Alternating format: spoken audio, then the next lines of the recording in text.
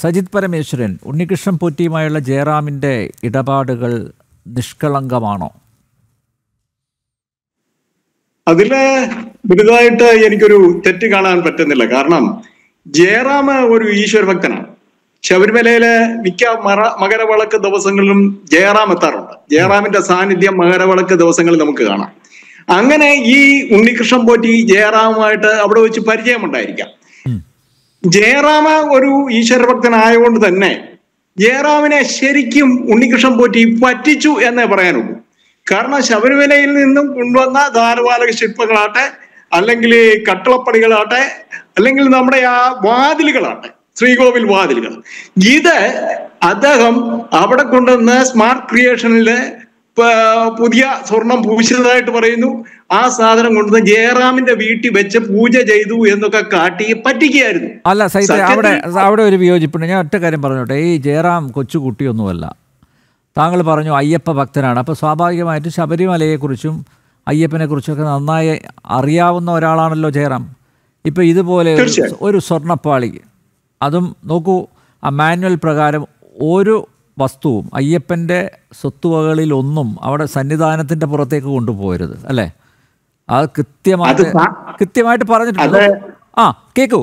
അപ്പം നോക്കൂ, ഇങ്ങനെ ഒരു സ്വർണ്ണപ്പാളി, കട്ടിളപ്പാളി അല്ലെങ്കിൽ ദ്വാരപാലക പാളി, അത് എൻ്റെ കയ്യിലുണ്ട്, ഞാനത് പൂജയ്ക്ക് വെക്കട്ടെ എന്ന് ചോദിക്കുമ്പോൾ തിരിച്ച് ജയറാം ഉണ്ണികൃഷ്ണൻ പോറ്റിയോട് ഭയഭക്തി ബഹുമാനത്തോടുകൂടി താങ്കൾ ഇങ്ങോട്ട് കൊണ്ടുവന്നതാണോ പറയേണ്ടത്? ഇപ്പം നോക്കൂ, അയാൾ ഭക്തനാണ്, വിശ്വാസിയാണ്, എല്ലാം ശരി, സമ്മതിച്ചു.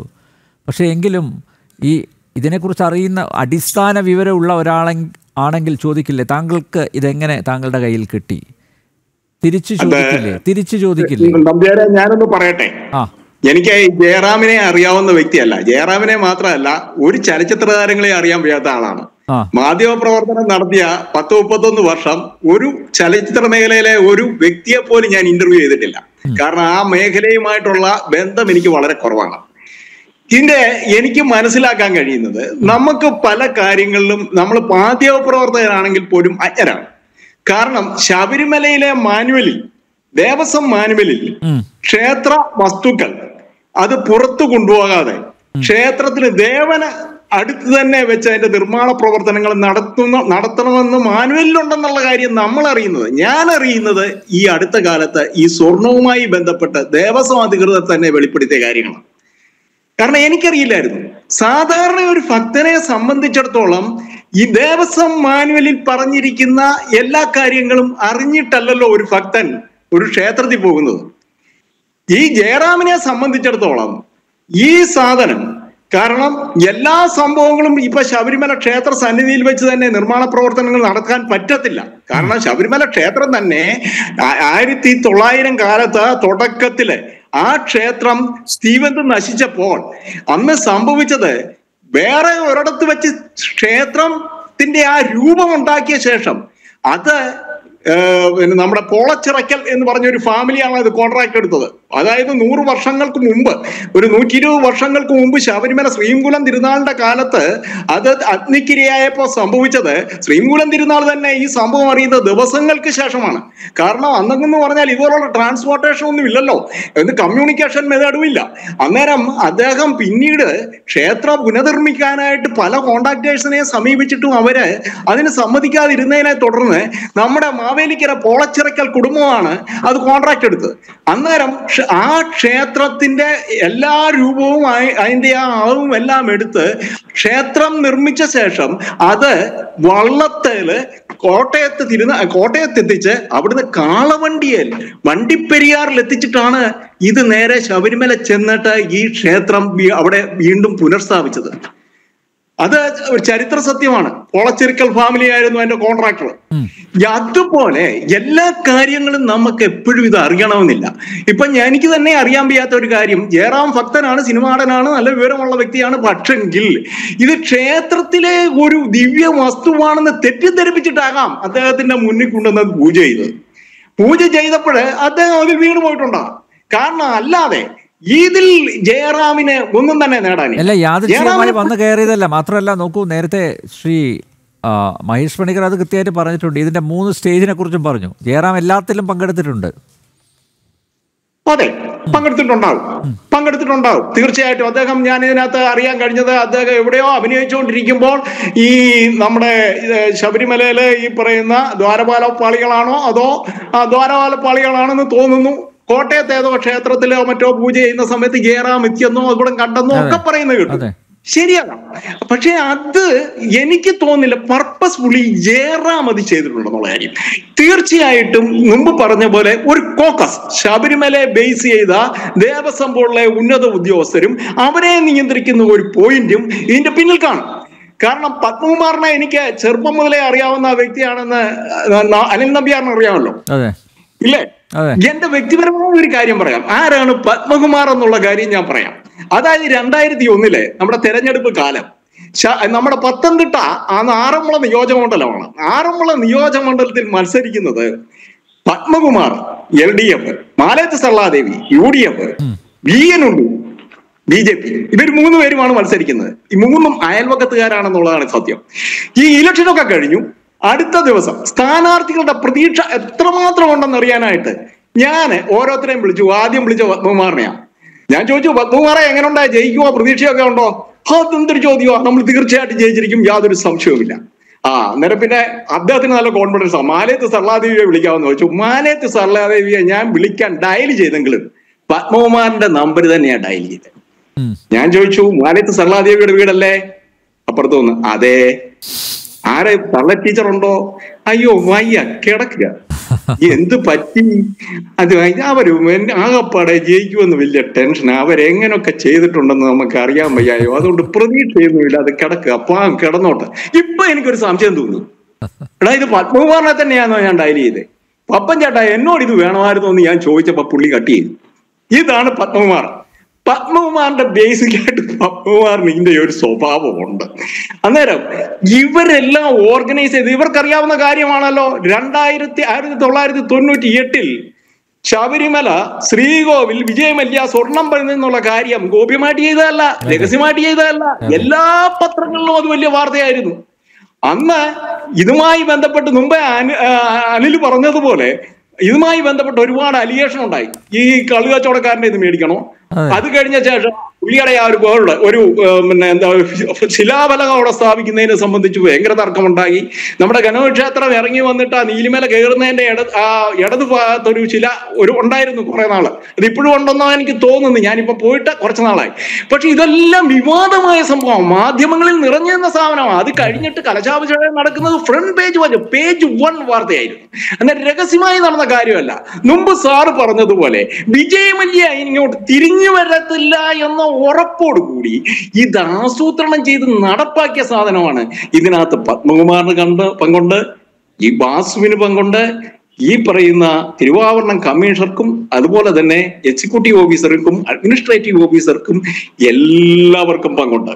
കാരണം ഒരാൾ മാത്രം വിചാരിച്ചാൽ നടക്കുന്ന ഒരു കാര്യമല്ല അത്. ഇപ്പം പത്മകുമാർ എന്ന് വിചാരിക്കുക, ഞാനിക്ക് എടുത്തോണ്ടപ്പോ ഞാൻ എല്ലാ കാര്യങ്ങളും പറഞ്ഞാൽ മിനിറ്റ്സിൽ തിരുത്തു വരുത്തുക, ഇങ്ങനെയൊക്കെ കൊടുക്കുക. പക്ഷെ നമ്മുടെ വാസു പിടിക്കും. വാസുവിനെ അറിയാം, വാസു സ്ട്രിക്റ്റ് ആയിരുന്നു. ഞാൻ കഴിഞ്ഞ ദിവസം പറഞ്ഞതുപോലെ തന്നെ ഇതിനകത്ത് തീർച്ചയായിട്ടും പല തരത്തിലുള്ള ഒരു ഗൂഢാലോചന നടന്നിട്ടുണ്ട്. അതിൽ പലർക്കും പങ്കുണ്ട്.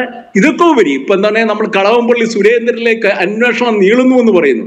കടകംപള്ളി സുരേന്ദ്രനെ നയിച്ചത് ആരാണെന്നുള്ള ചോദ്യം വരാം. അതാണ് അതിനകത്തെ ഒരു കാര്യം.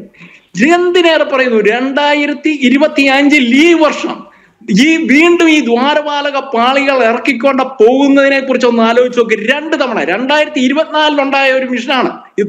തുടക്കം 2024 എപ്പോഴാണ്? 2025 പോകുന്നത്. ഓണപൂജ കഴിഞ്ഞ് അന്ന് രാത്രി ഇത് ഇളക്കിക്കൊണ്ട് പോകുന്നു. 2 ദേവസ്വം തിരുവാഭരണ കമ്മീഷണർമാരെ ഇതിനെതിരെ നോട്ടെഴുതി. ഇതിന് 2 തിരുവായി. 2024 ഒരു സ്ത്രീ അവരെഴുതി, 2025 എഴുതി. കാരണം ദേവന് മുന്നിൽ വെച്ച് ഈ പണി നടത്താവൂ, ഇത് ഇറക്കി എടുത്തോണ്ട് പോകരുതെന്ന് കാട്ടി നോട്ട് എഴുതി. 2025 എഴുതിയ നോട്ട് തിരുത്തിയാണ് കൊണ്ടുപോയിരിക്കുന്നത്. ഓർഗനൈസ്ഡ് ആയിട്ടുള്ള കാര്യങ്ങൾ ഇത് കൊണ്ടുപോകണം. കാരണം നിറമങ്ങി അന്ന് ഇത് വെറുതെ ഒന്ന് പൂശി വിട്ടതേ ഉള്ളൂ എന്ന് തോന്നുന്നു. അതുകൊണ്ടാണ് 5 വർഷം കഴിയുന്നതിന് മുമ്പ് ഇതിന് നിറം മങ്ങിയത്. 2019 പൂച്ചത് 2024 മുമ്പ് തന്നെ അതിന്റെ നിറം മങ്ങി. അഥവാ ചെമ്പ് തെളിഞ്ഞതോടുകൂടി തങ്ങളുടെ കള്ളത്തരവും തെളിയുമെന്ന് ബോധ്യമായവരെ ചെയ്ത പരിപാടി എന്താന്ന് വെച്ചാൽ ഇമ്മീഡിയറ്റ് ആയിട്ട് അത് എടുത്തോണ്ട് പോയി എത്തൽ സ്വർണം പൂശുക എന്നുള്ളതായിരുന്നു. കാരണം അന്ന് പൂശ സ്വർണ്ണമൊന്നുമല്ല. അവർ പറയുന്നത് ഇത്രയും സ്വർണ്ണം അതിനകത്തുണ്ടെന്നുള്ള കാര്യം പോലും ഈ നമ്മുടെ ദേവസ്വം ബോർഡ് പ്രസിഡന്റ്, സ്ഥാനം ഒഴിഞ്ഞ ദേവസ്വം ബോർഡ് പ്രസിഡന്റ് പറഞ്ഞിരുന്നു. അയാൾക്ക് എങ്ങനെ അറിയാം ഇതിനകത്ത് ഇത്ര സ്വർണം പൂശിയിട്ടുണ്ടെന്നുള്ള കാര്യം? ഇതറിയാവുന്ന പോറ്റിക്ക് മാത്രമേ ഉള്ളൂ. കള്ളം പോറ്റി ചെയ്തിരിക്കുന്ന കള്ളത്തരം ഇദ്ദേഹത്തിന് എങ്ങനെ അറിയാം? വെറുതെ പൂശി വിട്ടു. 5 വർഷം കഴിയുന്നതിന് മുമ്പ് അത് ചെമ്പ് തെളിഞ്ഞു വന്നു. പിന്നെ അടിയന്തരമായിട്ട് ഇത് മറയ്ക്കാൻ എവിടെ നിന്നോ നിർദ്ദേശം കിട്ടി. ഇമ്മീഡിയറ്റ് ആയിട്ട് ഇത് മറയ്ക്കണം, മറച്ചില്ലെങ്കിൽ നമുക്ക് എല്ലാവർക്കും പിടി വീണുവെന്ന് ഉന്നതങ്ങളിൽ നിന്നും നിർദ്ദേശം കിട്ടി. അത് പത്മകുമാറിൽ നിന്നാകാനുള്ള സാധ്യതയില്ല. കാരണം പത്മകുമാറിന് അന്നേരം സ്ഥാനം ഒഴിഞ്ഞ് വീട്ടിൽ കുത്തിയിരിക്കുക. പുതിയ പ്രസിഡന്റ് അല്ലേ? പത്മകുമാറും കഴിഞ്ഞു, വാസുവും കഴിഞ്ഞു, പിന്നെയും പ്രസിഡന്റ് മാറി വന്ന ആളല്ലേ ഇത്? അത് പിന്നെ അനന്തഗോപനും മാറിക്കഴിഞ്ഞിട്ടാണ്. പ്രശാന്തും സാധ്യത കണ്ടെത്തി ഉണ്ണികൃഷ്ണൻ പോറ്റിയില് അല്ലേ? യാതൊരു സംശയമില്ല. തന്റെ മുൻഗാമികൾ കാശുണ്ടാക്കി, അതുകൊണ്ട് എനിക്ക് എന്തുകൊണ്ട് ആയിക്കൂടാ എന്ന ഒരു ലഡു പൊട്ടി നേരത്തെ പറഞ്ഞ പോലെ. അല്ല അനില, അന്നേരം വേറൊരു കാര്യം കൂടെ നമ്മൾ ആലോചിക്കണം.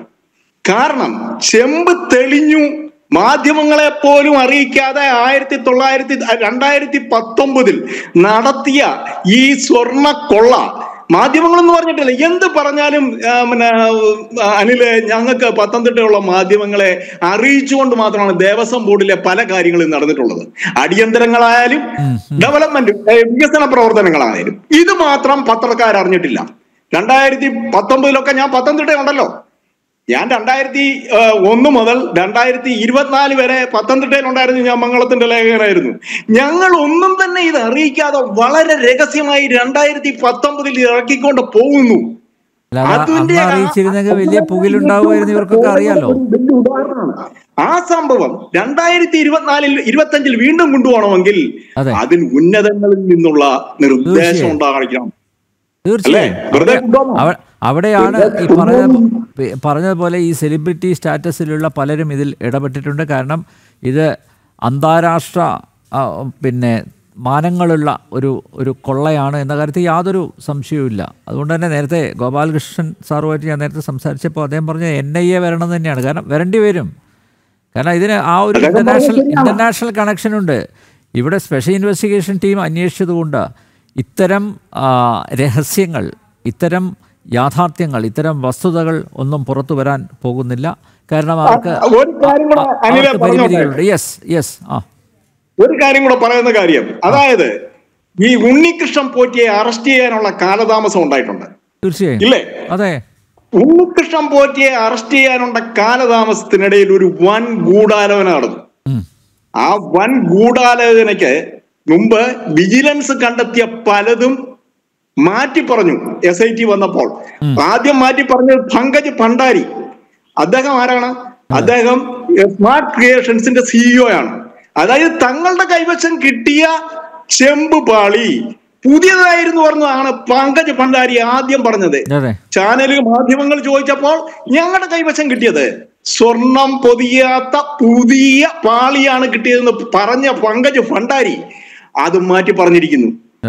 പിന്നീട് ഇതിനകത്ത് അറസ്റ്റിലാകാൻ സാധ്യതയുള്ള പ്രതികൾ എല്ലാം തന്നെ ഒത്തുകൂടി ഒരു തിരക്കഥ തയ്യാറാക്കി. ആ തിരക്കഥയ്ക്ക് അനുസൃതമായിട്ട് പിന്നീടുള്ള കാര്യങ്ങൾ മാറി. അറസ്റ്റിന് വന്ന മാറ്റം മുമ്പ് പറഞ്ഞ ഈ പിന്നെ പത്മകുമാറിന്റെ വീട്ടിൽ നിന്നും പിടിച്ചെടുത്ത സാധനങ്ങൾ, അതായത് കൊണ്ടുപോയിട്ടുള്ള രേഖകൾ, തനിക്ക് മാത്രമല്ല മറ്റു പല ഉന്നതർക്കും ഇതിൽ പങ്കുണ്ടെന്ന് വ്യക്തമാക്കുന്ന രേഖകൾ എന്റെ വീട്ടിൽ ഇരിപ്പുണ്ട്, ഞാനത് വക്കീലിന് കൊടുക്കാനായി ഫയൽ രൂപത്തിൽ സൂക്ഷിച്ചു വെച്ചതാണെന്ന് പത്മകുമാർ SITക്ക് മൊഴി നൽകിയായിരുന്നു.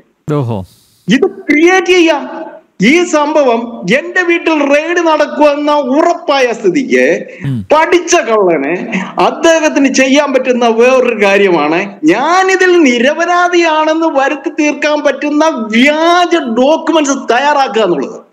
ആവശ്യത്തിന് സമയം ഉണ്ടായിരുന്നു. അങ്ങനെ തയ്യാറാക്കാനും മിസ്ലീഡ് ചെയ്യാൻ പറ്റുന്ന രീതിയിൽ കാര്യങ്ങൾ തയ്യാറാക്കാനായിട്ട് ആവശ്യത്തിന് ഡോക്യുമെന്റ്സ് സമയം ഉണ്ടായിരുന്നു. അത് ചെയ്തു കൊടുക്കുന്ന ആൾക്കാരുണ്ട്. പഴയ പേപ്പറുകൾ സൂക്ഷിക്കുന്ന ആൾക്കാരുണ്ട്, എത്ര പഴകിയ സീലുകളുടെ രൂപങ്ങൾ കൈവശമുള്ള ആൾക്കാരുണ്ട്. ഒരു സിനിമയിൽ തന്നെ നമ്മൾ കണ്ടിട്ടില്ലേ ഇങ്ങനെ 1950-കളിലും മറ്റും സീലുകൾ തയ്യാറാക്കി കൈവശം വെച്ചിട്ട് ഇതുപോലുള്ള വ്യാജ ഡോക്യുമെന്റ്സ് തയ്യാറാക്കുന്ന ആൾക്കാർ വിലസുന്ന നാടാണിത്. ഇവിടെ ഇതല്ല, ഇതിന്റെ അപ്പുറം സംഭവിക്കും. അതെ, യെസ് സജിത്തെ.